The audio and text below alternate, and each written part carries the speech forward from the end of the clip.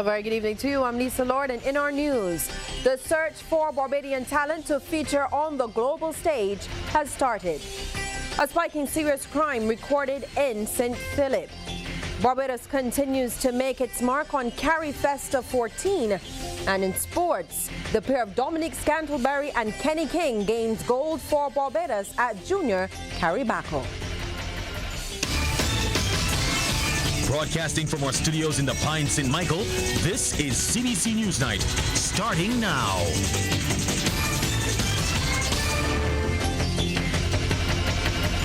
And in our top story, the much-anticipated Beige to the World talent show officially got underway over the weekend over at the Queen's Park Steel Shed.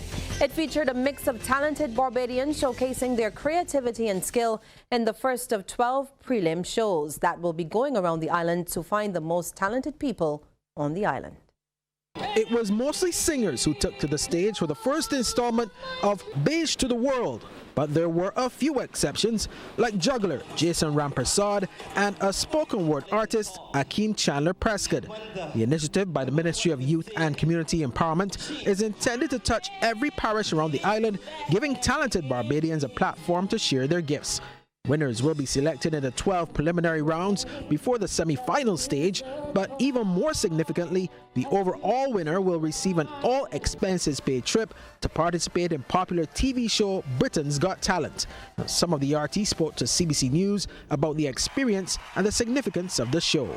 I feel that this actually a good show. It's about time. It's a really good show, and we have a lot of great talent in Barbados that really need showcasing. So I really think that this is a good opportunity for me and also the rest of the contestants. That's the ultimate goal, to be able to perform for Britain's Got Talent.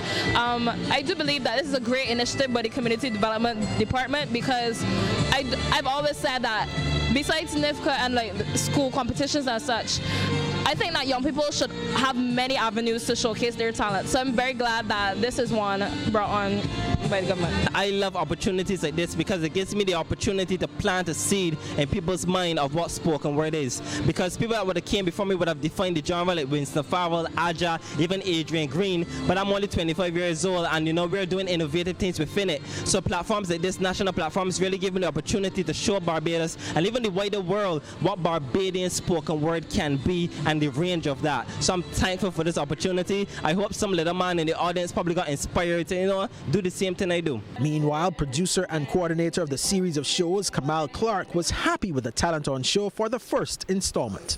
Our show will represent as much as we could what you would find out there in the international market in terms of a show like this. The nerves, I find the contestants, they are young, they're nervous. We had a 13-year-old, we had some wonderful acts juggling, we had a brilliant piece of poetry earlier today, and I'm inviting Barbados, let us see your talent, whatever it is. We are looking forward to it. And yes, you will have a little bit of nerves, but at the end of the day, there are people out there that are looking for talent like you in the hotel circuit outside of Barbados. There are so many avenues for you to help create your future. Judges for Beige to the World include Chetwin Stewart, David Curtin, Astra Babb, and our very own Cassandra Crawford. And Beige to the World is being seen as just one of the major initiatives that will be a part of the massive 2020 regathering. Registration for the show can be accessed via the website www.beigetotheworld.com and is open to all Barbadians from ages 4 and up. And Barbados' presentation of Journey to the Last Kane has been receiving glowing reviews across the region since the production came off over the weekend at Carry Festa 14 in Trinidad and Tobago. The theatrical piece fused with the sights and sounds of Barbados, including artists like Gabby, Mr. Blood, Quan, Mahalia, and Stiffy, took those lucky enough to see it on a fascinating journey of the island's heritage right up to the present day. Cultural officer for dance at the NCF and producer of the piece, Alicia Payne Hurley, is over the moon.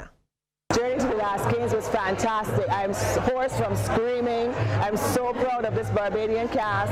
Absolutely professional, wonderful people, and we were so well received. Everywhere we go today, people are stopping us and talking about the dancing, about the acting, about our musicians, about our music and our culture. And I feel so proud to see that Barbados has been accepted like this at Carry Festa. To me, Carry Festa is a great opportunity for meeting persons. We've met people from Guadeloupe, we've met people from Montserrat.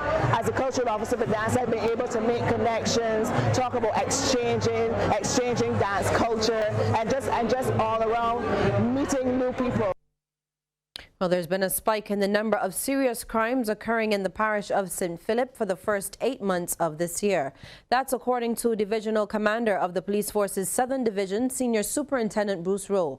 And he was speaking during a town hall meeting organized by the Barbados Labour Party St. Philip South Branch Office. Our Sharika Griffith reports. 43 more serious crimes have been committed in the parish of St. Philip so far this year, compared to the same period in 2018. And Senior Superintendent Bruce Rowe says they have all involved the use of weapons. At this juncture last year, we had experienced no murders in St. Philip.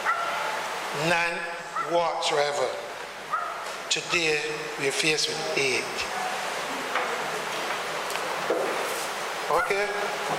7 of them by the gun.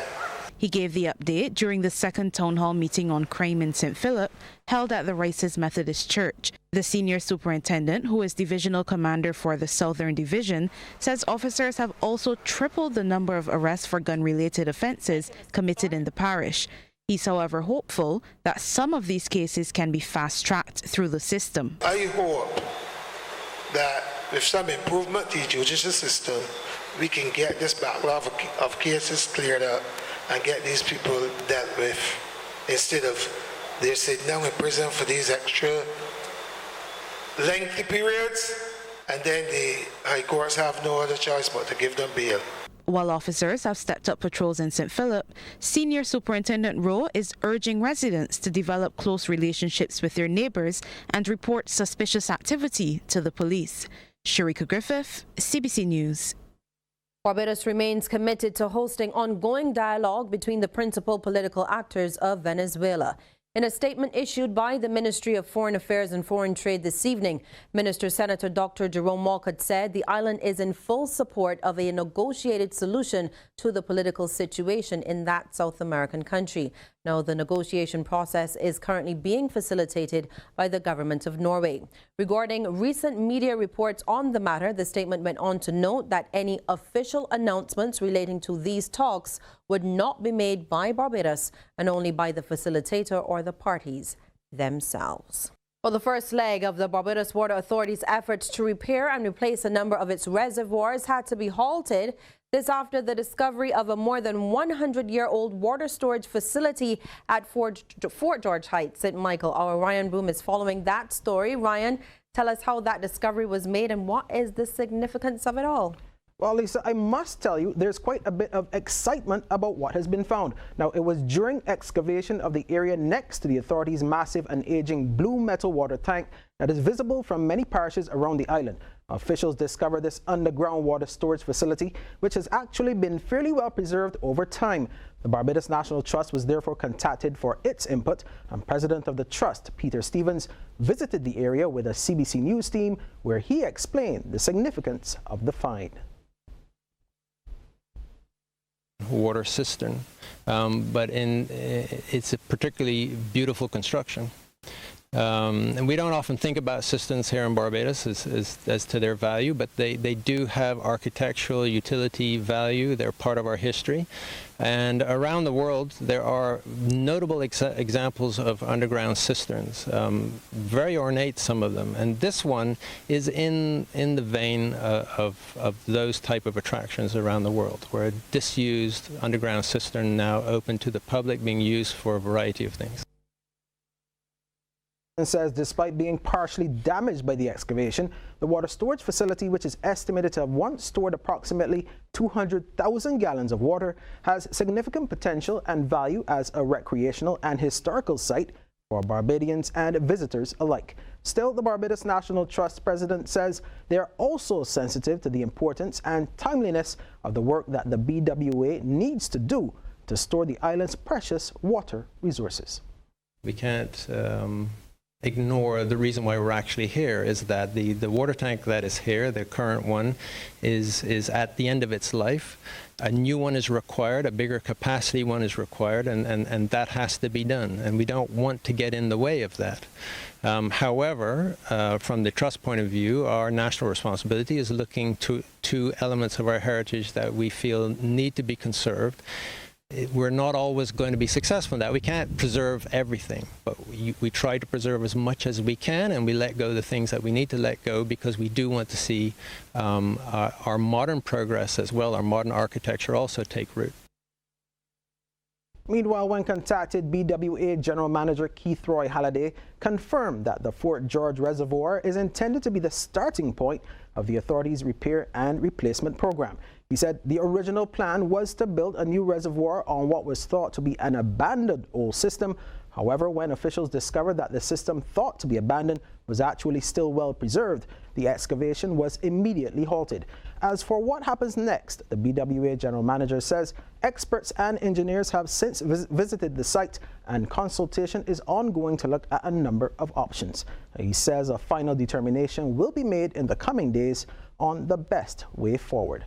So, Lisa, exactly what will happen to this massive limestone and concrete structure is still to be determined, but truly a significant piece of the island's history that the Trust is hoping will be in some way preserved. And of course, we'll let our viewers know the ultimate decision. But for now, it's back to you. Yes, indeed, Ryan. Thanks so much. Well, some big international acts are here on the island for the week-long Barbados Classical Music Festival. Some of those top-class musicians arrived on the island last evening and were given a special welcome by violinists of Suzuki Music Barbados, who is partnering with the festival. Director of the festival, Julian Bowen, says the lineup is attractive. Bar Sulu, who is a violinist from Canada. We also have Mr. Kenneth G, who is a concert pianist from Canada. And then we have Mr. Norman Reintam, who is an orchestral director and pianist from Canada as well. And on his way into Barbados is Are Tamisalu, who is a concert cellist. The festival runs, as I said, from August 19th to 25th, and each night there will be various performances. And tonight is a performance at Harrison Cave, and Mr. Bowen says the rest of the week is packed with great performances. On the Tuesday night is a Bajan Classical Affair, and on the Thursday night then the group will perform at the Prince Save Hall, Station Hill, and on the Friday night we have Roger Gittins in concert, and on the Saturday night we have the group performing at the Barbados Museum. We ended the week with a celebration, with a Thanksgiving evensong service at the St. Peter's Parish Church, where they have the Barbados Chamber Choir will present Vivaldi's Magnificat. And at that service, the choir will be accompanied by the group of visiting musicians. So we're glad to have them here in Barbados. Regional stories now, and officials in Guyana are planning to erect a memorial at Parade Ground in remembrance of slaves who were killed there. The move has been welcomed by Afro-centered groups who were unhappy when the former administration constructed the 1823 monument at another location. In August of 2016, while delivering an address at the 1823 monument, President David Granger had committed that the government will erect a memorial at Independence Park or Parade Ground to commemorate the executions during the 1823 revolt. Now here is where it was not a massacre, but here is where the murders, some more of the murders occurred of the very significant persons, the ringleaders. They were killed here, most of them. So we feel that a monument here would address that. It would address the fact that our ancestors' bones are here, their bloods were shed here, and that we need something very, very significant to say, well, look, we've never put you to rest, and we are doing so now. Weeks after a viral video showing a snake attacking a zookeeper, The Emperor Valley Zoo in Trinidad and Tobago is in the spotlight again. This time it's because of the zoo's latest attraction, 4 red kangaroos. Kangaroos are marsupials which are related to the popular possum or manikou animal. They serve an important wildlife preservation role, and that's one of the main reasons the Emperor Valley Zoo invested into 4 red kangaroos. They occupy and fill that niche of deer and cattle on grasslands, and it's a great addition to the zoo. It's to talk about marsupials. We have one marsupial that is native to Trinidad, which is the manikou. So we have 3 different species of manicous in Trinidad, and this is the real original marsupial. The international director said that the kangaroos can very well adapt to our climate and are easy to be sustained. They came from a private facility in Texas, Safari Enterprise, and what we have here, 2 males and 2 females. The males are just about 2 years old, the females are about 14 months old. They are considered to be young or middle-aged adolescent animals. They will become mature in 4 years, and that's what time they're going to breed. So that's what we're looking forward to. Minister of Agriculture Clarence Ramarat said this is part of the zoo's continued effort of education and wildlife preservation. Well, we continue to deepen the education program, particularly for the children, and also as part of the support to the vet school. A lot of people forget that we have a vet program at the university, and the students there need exposure to things that are local, to things that are foreign. Scores of farmers in St. Elizabeth, Jamaica are reeling from devastating losses after a fire destroyed several acres of crops on Friday. The government has pledged to assist them as they try to get back on their feet. We get more in this TVJ report. The farmers in Flagaman are still counting their losses following the massive disaster on Friday. Parched earth and damaged farming equipment and supplies have left many with empty pockets and despair. Many are wondering how to cope. There's nothing we left to live off of. We have suffered. Me lose 4 big drum, about $2 million me ground value, cantaloupe, melon, everything. Boy, me a cry. Not even food me can't buy right now. Because drip hose, everything. 100,000 drip hose will just drop out from my garden and everything just gone. Boy, me need a little help. Set me back up. Boy, me don't know how I'm going to make it, but we have disaster here, so everybody lose. Everybody done for them face. But give God thanks, we still alive. Melons, cantaloupes, pineapples and vegetables all gone. The timing could not be worse. Many of the affected farmers will face back-to-school woes.